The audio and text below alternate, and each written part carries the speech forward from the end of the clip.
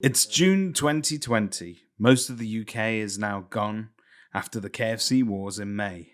We've had no contact with the outside world for weeks since Boris refused to pay our phone bill, repeating the mantra, "They need us more than we need them." Most of the clever people fled with their toilet paper to places like Wales and Crewe in order to avoid the coming plague, but came back quite quickly when they realised there wasn't much to do. Yes, it may be a deadly worldwide pandemic, but it's still not Weatherspoons in real. Amongst the tiny bands of survivors tuned in to Tin Can Radio's humanity's only chance of happiness is Mintz and Whale. Hey, we're still here. We're still here. We survived. We have. We've made the first wave, haven't we? Simon, how are you doing? I'm really good, David. I feel like we're into sort of week 3 of the coronavirus. Yeah, it feels like officially. Since we brought it to the world's attention, of course. That was a Kerfuffle podcast exclusive, if we will remember. Yeah. It doesn't really matter, because just like Trump, you can say shit and just get away with it. Well, this is what Trump has said this week. He said, every one of these doctors has said, how do you know so much about this? Donald Trump has said medics are impressed by his understanding of the coronavirus outbreak. Just never happened, did it? It just never. Somebody say, you know so much about... Well, except that you could do it in that sarcastic manner. Correct. You know so much about this, don't you? What's it? The world is in safe hands. I think New York is now on the shutdown list, so you can't. Well, I'm supposed to be going to that, the Blue Sky conference, which is obviously, I suppose there are bigger things to worry about in the world. But the Sanchez 4, which still doesn't have a location. I saw you say that as well. Yes, I do need to talk. They're shopping around. So if anybody knows somewhere that will house 25 delegates. 69 speakers and Simon Whale, give us a call. No, I'm no, I'll get that wrong. It's one of the selves. Self-isolating. Who would you want to self-isolate with? 14 days. Ooh. From the industry? Yeah. Only because I think he'd be a real gentleman. Peter Knight. I reckon that's right. Can you imagine? See what I can do, my friend. He's got all those jackets with patches on the elbows. Each of those stands for something, He's probably got a servant that brings you sort of canapes in the middle of the night. A moose-bouche. Oh, Peter. Well, as I said, I can't promise. That's when we do the official Jim will fix it. Whaley will fix it for you. Coming soon. Okay, some industry news. Ian Springett has been given notice. This is literally breaking news a couple of hours ago. Breaking news when we make the podcast. Of course, when we release it, that's different. Just to remind David again how this shit works. We film it on a Monday. We release it on a Friday. So last Monday... Well done. He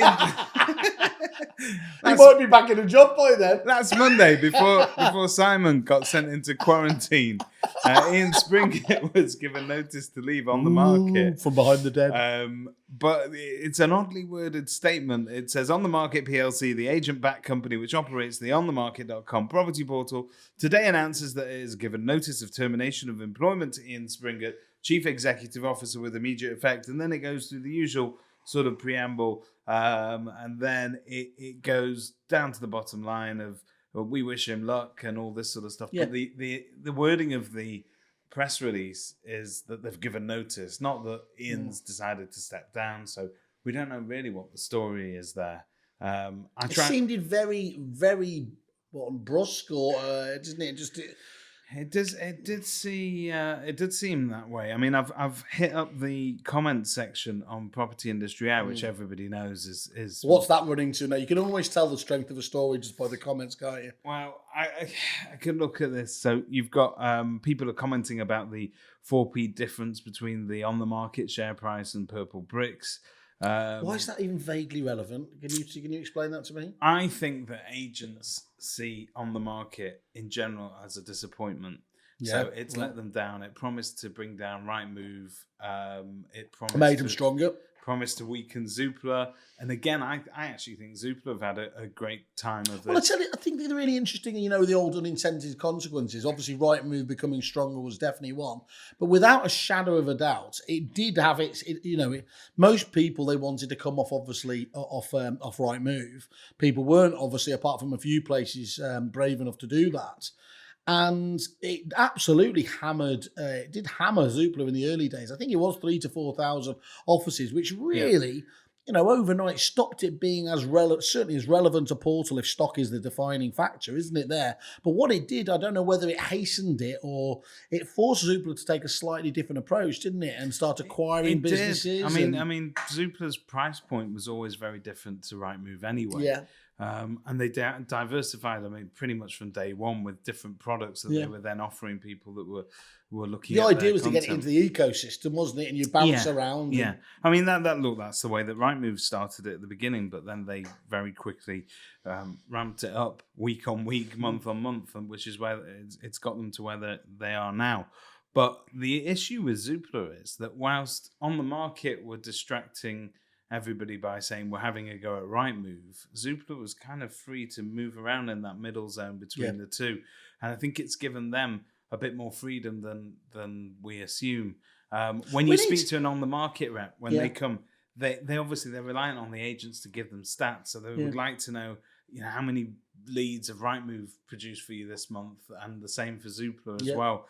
And when my rep came in, and he is literally, I think he's the nicest rep I've had out of all of them. I could sit and speak to him for hours, whereas some of them are you need to get them out quickly. Start deliberately sweating. Turn the heat up. Don't offer them a drink. Coughing. But basically, the on the market rep would always ask us how we're doing with Rightmove. Okay. What are Rightmove saying? And I think their focus was too Rightmove centric. Definitely. Why bring down the giant when you could go after the weak? You heard the stuff of the guild, didn't you? The three portals were asked to present their best and final offers kind of approach there. Rightmove and Zoopla said yes, they were going to, and actually on the market weren't there on the day. And a lot of people were saying, well, you've missed a massive trick and everything else, and why wouldn't you put together a deal? Apparently it wasn't that. The inside story that I heard was that they'd seen the presentation that had been sent through, and it was so vitriolic in terms of, just being about what those two were doing, just an attack on them here, an attack on them there. They asked them to change the content and they wouldn't do it. So they said, well, we're not going to have you stand up on stage there. Now, the other side of the story of that is, of course, Rightmove didn't do anything on prices you'd expect, but they did throw some more stuff in with the packages. Yes, so they did. So there's another story on that, actually, from this weekend. If you look at the roundup of news, one of the agents expressed their anger after being told by Rightmove how to run their own businesses. So this is now a shift that we see, and it's followed that Australian shift. So once they found in Australia that they couldn't milk any more out of their agents in terms of what they were paying in subs. Say that, you bitch. Once they managed to get to that level, they thought they would add value by giving you mini training sessions. And the problem is, it's like, I don't know, it's like a proctologist examining that area while saying, you know what, I'm going to give you a few tips for a bit of care down there. Please don't eat a curry the day before you come see me. Now, the issue is when Rightmove come in and they're telling you, look, we're ramping up your package prices again, and they've got really nothing majorly innovative to bring to the table. That is it. Yeah. I think we've seen all the innovations from people see through it, don't they? They do. And then when the reps sat there going, and now let me show you how to get the best out of your leads. Are your staff looking at answering the calls? So there was this sort of little, and I guess Peter Knight found this as well, because the first year of him launching that EA Masters together with Rightmove there in the background providing the data. It's a massive deal, but there is a bit of a price to pay for that. It was huge, and I think that Peter very quickly worked out that agents were perhaps angry that they didn't get into the guide or they didn't pass all the points that they needed to even make the shortlist. And he famously very contactable. You can call him on his mobile, very approachable on all these things, and he will share with you the Rightmove data. And it's interesting because you wanted to be further up the list and you wanted to get into the EA Masters, you were really having to jump through hoops that Rightmove set that criteria.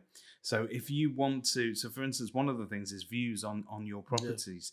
So buy this package. Well, no, it's even worse. It's even worse than that you don't need to buy anything. What they're doing is they're telling you, look, drive your traffic to Rightmove. And if you drive digging. traffic, yeah, exactly. If you drive traffic to Rightmove, it will show up as more Yeah. eyes on your Yeah. content, and therefore you will actually be ranked higher. So there is that kind of counterintuitive thing there. Agents for years have been driving straight to Rightmove, and we've all kind of cooled off that a little bit now. We've realised that the offer of a bauble, some sort of certificate and ranking is great, but maybe not at the cost of giving them It's all a that difficult power. one, isn't it? I mean, just playing devil's advocate and making myself more unpopular to estate agents than I could be, sticking up for them is they have got a very good point though with a lot of the stuff they talk about in terms of, you know, the lack of attention you are giving to the leads. It really doesn't make sense for you guys, and I'm talking about you just, you know, lumping you all together. No, I like to generalise. How I like to generalise. We'll go bare top later and go for. But, you know, to moan about paying £1,200 a month or whatever, but then to ignore the leads does not make sense. Yeah. And you can see that when not least when mystery shopped by things like EA Masters and everything else there. Yeah. I've said for ages, there isn't a shortage of leads. There is an inability to select the good ones and to prioritise that. But it doesn't mean you can ignore the rest of them. I think you've got, you know, most agents, they look at winning instructions first and foremost to feed the beast, because you need that. You need the instructions in order to drive everything else. So if as an instruction winner, you say, look, I'm listed on Rightmove, I'm also on Zoopla, and I'm on the market as well. Yep. You've got all three main websites just to cover everything, and you can turn around to your vendor with confidence and say that's where it is. You are inevitably going to get duplicate contact from buyers, tenants. They don't just shop around at one particular portal. Some people have clocked that some agents aren't on certain sites. Pretty much everybody, I think, has been on the market at one time or another because it was free. So they're there. A lot of people, particularly for rentals, are with Zoopla, but again, people complain about the quality of the leads all round. So I think there has been a bit of a wake-up call. You do need to put in place systems that you can actually get back to people quicker, be that something like Moneypenny where you've got caller. There's Kai from Keaton's has launched Area, which is a tool that helps your teams respond to those. So there's a lot of good innovative things coming out about I think so. But inevitably some of those people aren't worth calling, and I mean that with all due love. I think that some of the people that are inquiring, they've got their own ways of inquiring, usually overnight. During the day you won't find. Well, you've got the happy clicker, haven't you? Yeah, that's it. Send me everything in the greater Manchester region. You then got the weird ones, the ones who start inquiring from 12 till 4 a.m. There's just a whole suspicious thing about them. We used to get the phones used to ring at approximately 11 o'clock every morning, and we knew that Jeremy Kyle had just finished. Here comes the quality. So when Jeremy Kyle had finished, we knew that we were going to get a massive jump in inquiries. I told you it's the thing that's going to rental properties. I told you that my issue is going to live with me to the end of my days. Go on. So I won at auction, and it was great because we went to charity. Yeah. I won 4 tickets and backstage to Jeremy Kyle. And then they shut the show down. They shut the show down, and I never got the advantage. So I spent a not unsubstantial amount of money to go and see him there. But they're bringing it back. That's the good news. They are bringing it back? Yeah. I haven't heard this. They are bringing Jeremy Kyle just in time for coronavirus. They've been... Well, because obviously you've heard of survival of the fittest. Fattest. I think Jeremy Kyle will be getting survival of the fattest. Yes. Oh, good. I'll have to see if that still works. I think so. So basically, they were very clever. They waited for it all to die down. Now they're going to bring it back. Clever. There is always a place for Jeremy Kyle in the nation's hearts. I think so.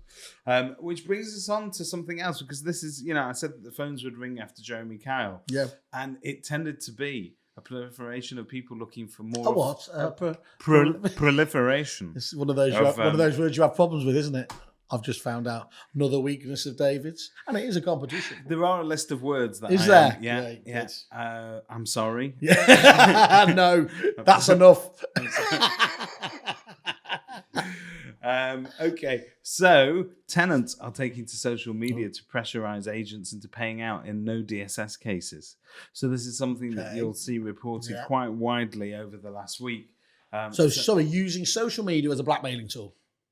Effectively, yeah. There has been, Shelter have backed a number of different campaigns. So just for people that don't know, Shelter is a not-for-profit sort of think tank and pressure group. Charity as well, aren't they? They're a charity, and they are meant to be tackling homelessness, I think, is their main mantra. And for many years, the agency worked quite closely with them, didn't they? They did. And at some point, this is all tipped on its head, and now Shelter seem to be going after. Well, the perception is, and it looks a lot like it, that Shelter stabbed them in the back, didn't they? Rather than working with them. Yeah. So they're going after agencies, they're going after landlords, and obviously nobody's going to cry about agents or landlords losing out. But Shelter have backed a number of different legal challenges, and again, it comes down to whether or not you're allowed to say as an agent or a landlord, sorry, but we don't accept what they used to call DSS, so housing benefit tenants. And it used to be a standard sort of wording at the bottom of every advert, no DSS, professionals only. And the law is now changing because there have been some landmark cases that Shelter have backed, and they have now got ruling that basically this is wrong. So agents have to change their practice altogether, and now we're allowed to say that everything is potentially open to DSS tenants. But you haven't had much change in your industry, have you? So it's about time. It's another, and this is what we were saying last week when we were calling for some sort of hero for our industry. Somebody I'm still thinking about it. You are going to come. I think you're the man. I don't think it's the hero you want, to quote the old man. The one you need. Well, I had an interesting little Twitter chat with Robert May over the weekend. Oh, yeah. And he's against spivism. Yes. Okay. Yes. So you might not be the guy for the job. No, is it the old brown shoes that gave it away? He doesn't like them, does he? He's not a massive fan. But sorry, of me or brown shoes? I don't know. He looks like a brown shoe sort of guy. I don't know where we are on this. Hi, Robert. We need to talk to Robert at some point about what he is doing. Let's get him on. So yeah. It's a bit harsh. It's about a 5-hour drive. Let's get him on the phone. I think so. It'll be a 5-hour call. Robert doesn't do in short, snappy sentences. But with this no DSS thing, this now will change life for agents forevermore. We've got to be very careful. So this is now sort of buoying those tenants. And I think, look, the way that I look at it, this country has got a homelessness problem. I think that Shelter are spending their time wisely by going after the group of people that could potentially help them? Yeah. No.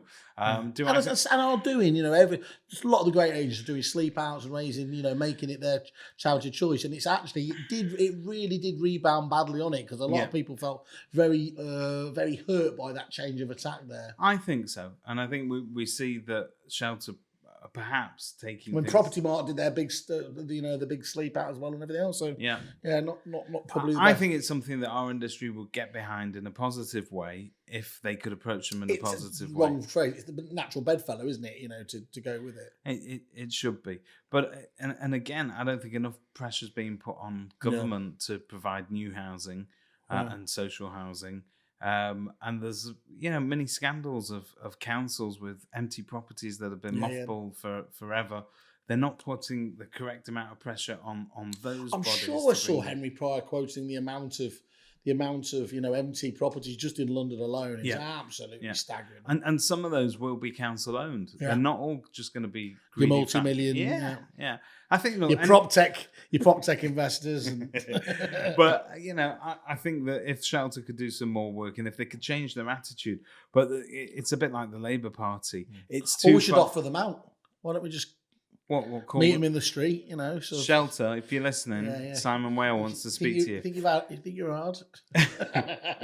The issue is agents genuinely are scared of them. So I've read it on a couple of forums this weekend where Shelter have got hold of a certain case and they're backing it. They've got very deep pockets for landmark cases that they think will get them rulings that will then these charities. But it's whether or not that is actually going to translate through to getting more people into housing, or is it actually putting off a whole group of people who will just... What's the point now? All they'll do is they'll adapt, won't they? Actually, so the onus should be on local councils, because particularly when they're granting planning, and this is a massive scandal, very widespread, particularly in Labour-backed councils, where they are granting planning permission. Now, we all know for new blocks of apartments and housing, there should be a certain percentage of affordable housing being made available. Yep. And that simply isn't reaching the public. They are allowing people to basically skip over that. So I'm aware of the first part, which is that you're meant to have that amount. Are you saying that isn't happening? It is not happening, particularly if you go down to Salford Quays or Manchester, where there's a lot of these shiny buildings being built. And ironically, those are the places, not like London, where I can imagine I'd be pissed off having to do a bit of the socially, because it was differential so much. Yeah. Manchester's got its socialist roots, isn't it, really? So you think they'd be giving into it. And again, Salford City Council, you won't find a more left-wing socialist leaning But they're not living up to their... they are not living up to it at all, because they've been infected by they drunk their own Kool-Aid, as it were. And so we're not seeing this affordable housing. So if Shelter were to concentrate on that angle, then we feel it would be more helpful. But just simply targeting agents again, have a go. Because do the right thing, Shelter. We're on to you. They don't. How litigious are they? Hey, how litigious are they? They love a fight. Do they? Shelter. Yeah, I don't want a social media fight. In fact, someone say it's not a social media fight. They love high court fights. Cease and desist. We don't like them. Okay. Okay. So you had some news. You're meant to be travelling this week, aren't you? I am meant to be travelling. That's why you're wearing that very special. It is. Can you see it? This is here from O'Brien Real Estate, the fastest growing group in Australia. That's from their European franchise director. Yes, I'm meant to be flying over there to go and see Darren Hutchins and Josh Fegan, Dino, Stavros, hello guys, for Darren's wedding and Bucks night, which is the equivalent, obviously, of the stag. So Bucks night is a stag night, and is Josh Fegan gonna? Is he? He's there, yeah. He's organising. Do you think he's gonna go full Josh? He's gonna go mental, yeah. The photos will inevitably come out, and I'll let you know. Because he's notoriously clean living. I mean, I managed to get a photo of him drinking a glass of red, and he was fine. Didn't go mad.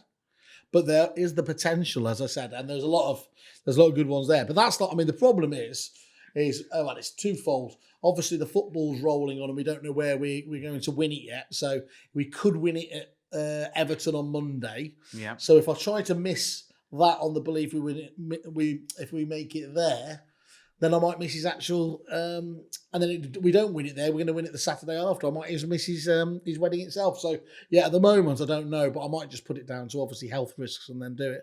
Anyway, either way, it's not going to be very nice for them, isn't it? Why walk off a flight 24 hours, sweating, coughing. So I might fly there and I might fly here. But, it just depends on where I am. This is your update on Judith Chalmers' Barcelona tours from last week, isn't it? I think if you got a boat from Mipham, I think, in fact, Kevin Ellis today, he posted a picture of the flight, completely empty aeroplane. Why is he going to Mipham if it's not on? He's told his missus. I assume he's got a pass from his missus. I don't know, he is. I think he's just going, oh no, it's still on. Yeah, it's still on. It's going to be a very tough couple of days. I think if you set up meetings over there, there's going to be some people who say, oh no, we're still going. We're going to brave this out. What was that? I don't know. God, is that what you have to do to get past the coronavirus? Well, on that note, this gives us an interesting segue to a bit of international news. Go on. And again, it's an old story, but it's still a good one. Bill Clinton has blamed the pressures of being president and his affair with Monica Lewinsky, basically that she was providing services to manage his anxieties. So I think after the court cases, it's well known what services she was providing. But his excuse was... Why is he still coming out with this? Well, if you were Bill Clinton... At the stage he's in now, I'd be saying... He's got two choices, this guy. He can either be famous for being Hillary's husband. Yes. Or he can be famous for that dress and the stubborn stains. Or the cigar.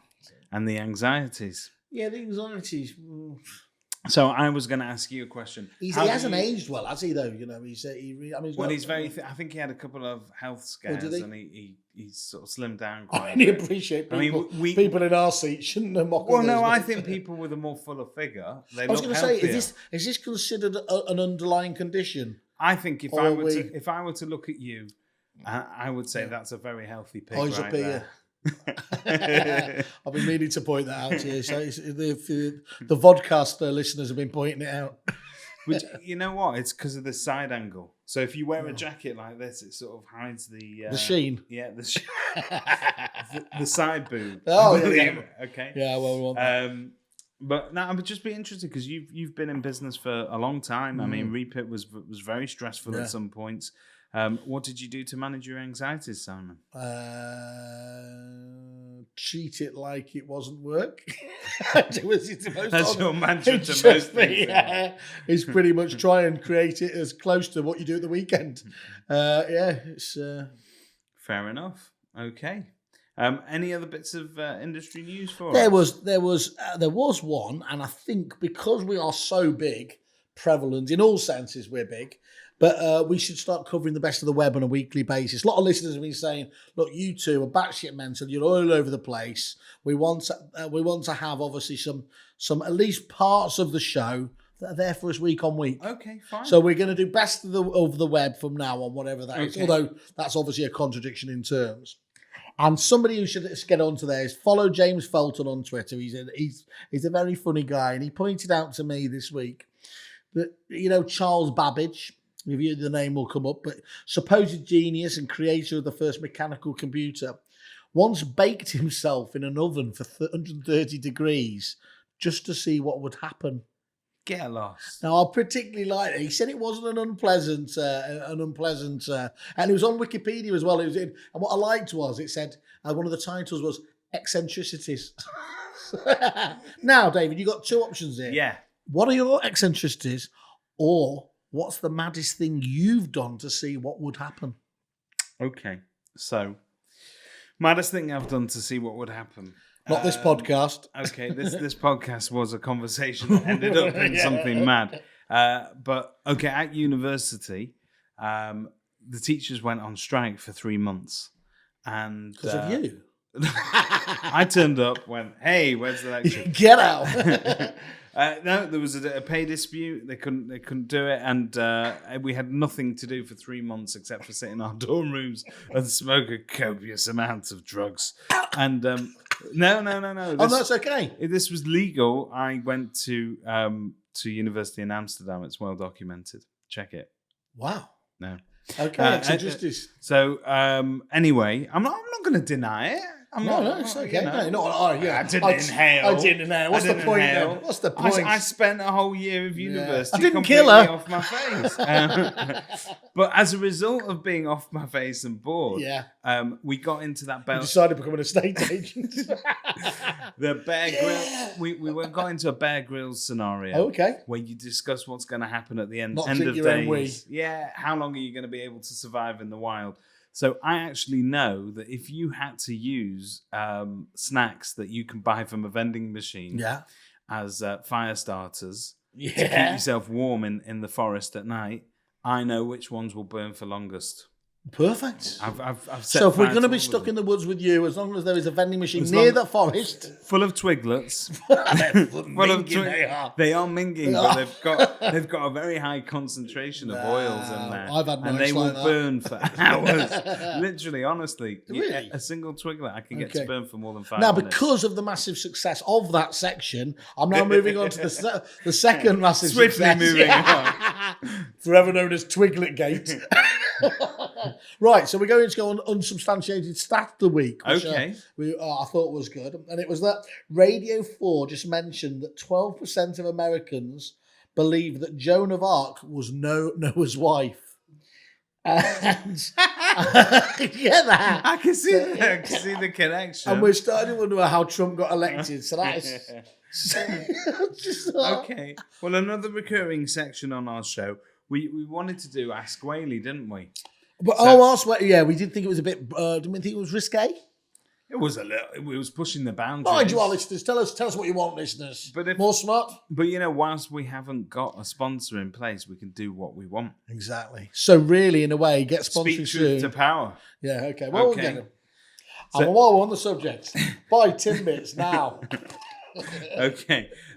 So here we are. Here's the question of the week. I've recently fallen. Not me. Okay. I'm going to speak in the first person. I always like it when you're looking at me doing right. this. I've recently fallen for a girl at work, but I don't know. Lovely. It's a lovely story, that. It is. It's lovely. It starts nice. No. But I don't know if she likes me back. Oh, why? Why? Eh? Why? I'm getting into it. I'm going to tell you. I'm a big fan of bold and direct action. Who isn't, David? I thought that sending her a photograph of my penis would show her my true feelings. That went south quickly, didn't it? But this is it. This is the question. I thought sending her a photograph of my penis would show her my true feelings and be a great conversation starter. Oh, yes, it is. She hasn't been back in touch, nor has she been seen in work for a couple of days. Should I worry? Okay. This is from Brian in Chichester. Yeah, and who was it to? Amy from Let MC. Well, it's for our international sports star. I wonder what you'd recommend. Oh my god! See, it's a notoriously sensitive scenario. See, so you think you go straight for the A bomb. The trouble is, there's no half measures as a bloke. I suspect there is. Well, you see, if you're a girl and you're starting to get a little bit intimate with a guy, and you want to send him a couple of photos, you can send him a shot of a bit of cleavage, a bit of this. They're never going to do that. Well, I get them all the time. Do you know? You've got a different. Honestly, I'm inundated. But I mean, mainly listeners from the show. If I'm honest, Stephen Brown. I wondered where all mine Stephen was. Brown said, first you build the podcast, then you get the ladies. That's what you told me. Nothing. It's success. I was for the other demographic, wasn't I? Animal, vegetable, mineral. I'll do it. But with men, there's a difference. You cannot send a discreet snap because. What are you going to do? Well, send first half of all, I just disagree with your previous. There's no discreet part of you sending cleavage. Just there, what? Just why not? Just what? But just sort of look, it happened. Like this, artistically framed. It's tasteful. I'm going to send you a tasteful one of me and my cleavage later on, and then we'll test. Okay, and then we're going to post it on. We'll do that. We'll on put it our up. social media. People can grade it. But any tips for this young man? Okay. Tips. He needs to learn how to deal with people socially. Is really important, isn't it? I mean, this is what's bad. I'm judging him, and if Simon Whale is judging you, you're not in a good place. I just can't. I'd love to be there. Do we not just think that, this day and age, that's how it is? Yeah, we've lost contact with people face to face. I love the flow chart of things you just said. Likes woman, sends penis, married. Happily ever after. Oh, you know what? I forgot some of the alternatives. Court case, sacked from business, catches coronavirus, gone. That's it. The sad tale of who was it? Brian from Chichester. If you're listening, I hope that was useful information for you. Yeah. Brian, check back here regularly for more just to reiterate, Brian, yes, this is a problem. Can't stress this enough. What do you think? You put a filter on it? So I see that. I was with the ladies. What, like cute little bunny rabbit ears? Because I genuinely reckon you could get away with that. What, like a dog's nose and a big sticky outy tongue? That's absolutely the way. We should make a note of this. This is an app waiting to happen. I'm not sure there's a good way to take that photo. So let's do some and send them in. We'll post them online. Let's see. I bet I could guess Nat Daniels. I told Long him and thin. That one. Okay. I thought it was a Twiglet. That was a throwback to an earlier conversation. Oh, you're riffing now, aren't you? Okay, so I guess that brings us on to that part of the show where we interview one of our guests. Yes. So I'd like to welcome on the show Mr. Simon Whale. Thank you. Hello. Hello, Simon. Tell us what's new at Kerfuffle. Kerfuffle, what is good at Kerfuffle? Oh, yeah, we should do something about Kerfuffle because technically we never really talk about. We never really. First of all, we've been told we never introduce our guests. We never really introduce the show. Yep. We certainly never show, which Graham Wilson hates, by the way. He says he wants us to do a sort of schedule of what's coming up, almost like an agenda, saying, In 10 minutes' time, we will be talking to blah, blah, blah. Okay. In 15 minutes' time, we will do Simon's famous stat of the week. All that sort of stuff. So he knows, this is his point, is he can tune in at that particular time and skip the rest. No, Graham. If I do you that, don't get to skip. Well, if I record that now, they can shove it back in at the beginning. Oh, we'll shove him back in. Okay. Later on the show, we'll be talking to Theresa May about her plans to form a new and stable coalition. She'd be good looking after this pandemic, wouldn't she? You don't see previous politicians anymore, do you? They disappear, completely gone. I don't know. Blair's bounced back, speaking more sense than anybody, but of course, totally hateful. My favourite Labour politician of all time, Tony Blair, but he's not allowed back in the camp, is he? Well, he's all over TV, though. It depends what your definition is. He's getting paid as an after-dinner speaker, but he's not really welcome back at the Labour Party, is he? No. That little war. You vilified it. You know that little war, do you remember? What war? Millions dead. Yeah, but it's all right. Don't choose your side, really. It was far enough away for it to be acceptable. Yeah. Anyway, it all looks like it's going well out there in the Middle East. Yeah, no, everything's great. In fact, I've never known the state of the universe to be more out of sync. I worry. No, it really is. I really do. Do you remember when it got all boring? When it was like, Blair to Cameron was the most boring handover, wasn't it? It was like no difference between the parties. This is the end of politics. We've got Trump in power. Obama was there just doing sensible shit. We've got Boris. We've had a pandemic. I want Bernie in. Bernie has to happen in America because somebody pointed out the other day, Bernie's the only person who has enough followers to get on the streets to take back the country from Trump because he's not giving that seat up. He's not. He's going to fight. What you call a young and charismatic leader. No, he isn't. But that's a problem. But he's quite shouting. I like shouting. It's a problem in politics as well, on the whole, but particularly American politics. You've got old white men of a certain age queuing up for the top job. Yeah. I think you need to have so much money behind you. Well, they were talking about, did they call them boomers, don't they, as well, from beyond there? They're talking about boomers at the moment, obviously, with all this, quite rightly, because of obviously how much harder it's hitting them. They're all talking about safe isolating, whereas the millennials are just picking up fucking amazing deals for holidays, not giving a toss, and still discussing, Love Island. I've never watched reality TV. You've never watched it at all? Never watched Love Island, ever. Well, we should do a reality. A kerfuffle. What, like a goggle box? I've done a lock-in. A goggle box where we sit down and we watch reality You're all right TV with that, aren't for a you? couple of 2 hours. weeks with us in here. This guy's got the best job in the world. Yeah. Not like our paid viewers, listeners, whatever they are. All 70 of them. Right, well, I don't think there's much else that we can offer our listeners this week. Well, what are you talking about? You were talking about Kerfuffle, sorry. Don't skip past Kerfuffle. Other than talking about... Well, why you should get on Kerfuffle actually is good at the moment is the reviews section is all now fully live in terms of there. But one thing we've had real success with is people doing these supplier assessments, which we're really encouraging people to do. If you've got 21 suppliers on average, like most suppliers, like most agents do, our research tells us, that needs to be treated seriously and, review those ones. Just set up half a day, a year to go through them. And as you can register on the website and it allows you to add your suppliers in there to help you in that process. But you'll be aware of people like Lawrence Rand. We obviously had Peter on the show. He saved £35,000 cutting a few suppliers. I saw Goldfinch up in Spencer. Yeah, that's right, Spencer. Yeah. 60,000 quid by cutting 5 of. So yeah, I mean it's really. It's quite interesting. Every other supplier tries to, make you money, don't they? We're going to win you one more listing and everything else here. And ironically, we're the ones trying to save money, given what I used to do. But you end up over time sort of building up. It's like anything, even in the real world. Yeah, just accumulating. Loads of little direct debits. What's that? Yeah, for this, for that, for the other. And this is where they can be quite cute, the suppliers, because if you're between, let's say, 0 and 75 quid, that's the equivalent of the 4 quid direct debit, isn't it? Yeah. As my little shit of a kid is doing by buying bloody stuff on Amazon. He's hacked me again for the 400th time now. But I can't stand his little wonderful face. But Dad, what are you going to do? It never happened in my day. We had to steal. We didn't have Amazon. This has been quite an expose this episode. We had to go out and shoplift.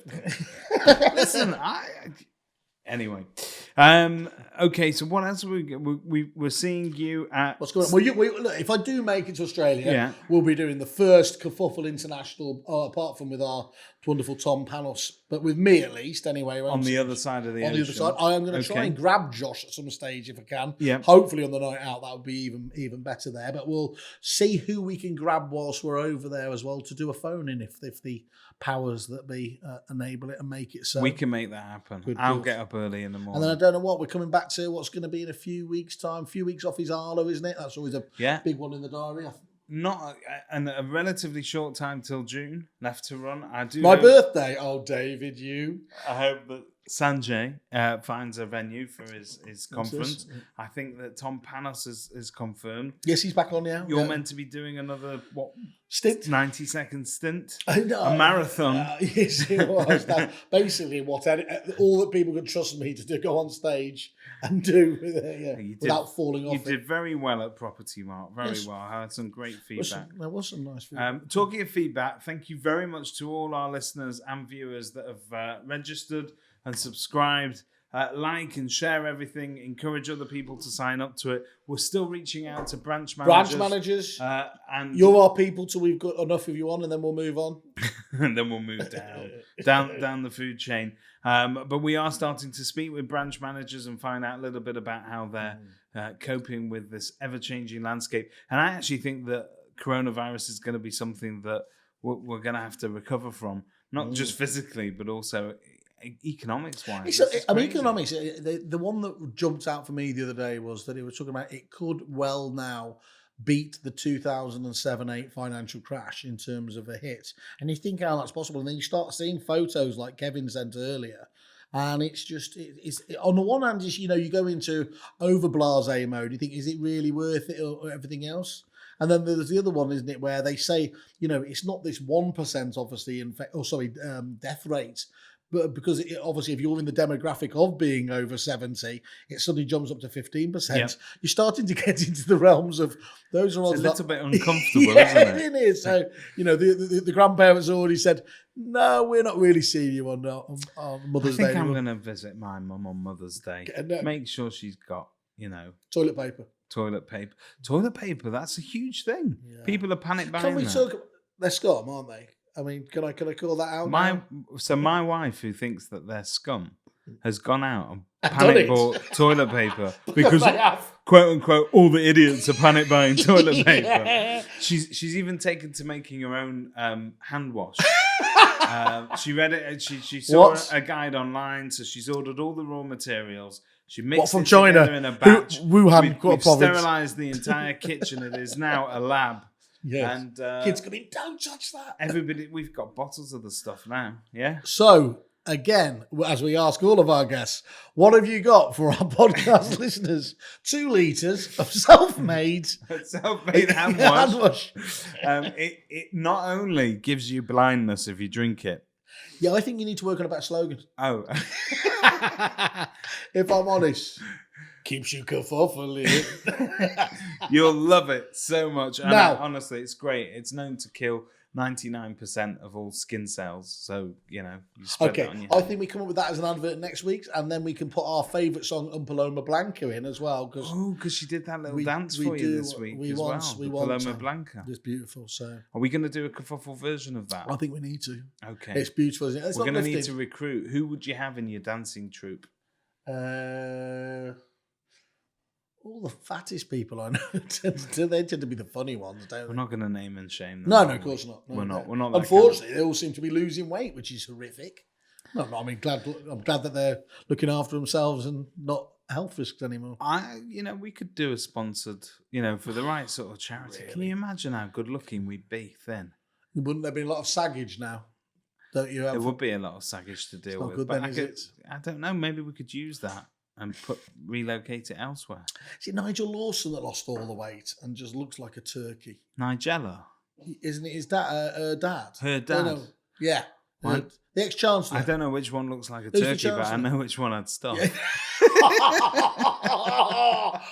You went bawdy. This was not on the right. I am so sorry, but I've been drinking homemade hand wash since yesterday. Is it It's good? really, really great Go on then. stuff. So it's Mintz and Wells signing off. I'm going to go now to David's kitchen where we're going to self-isolate if you can do that together. We'll see you next week. Thank you. Thank you, listeners. Bye-bye. Everyone's kerfuffling.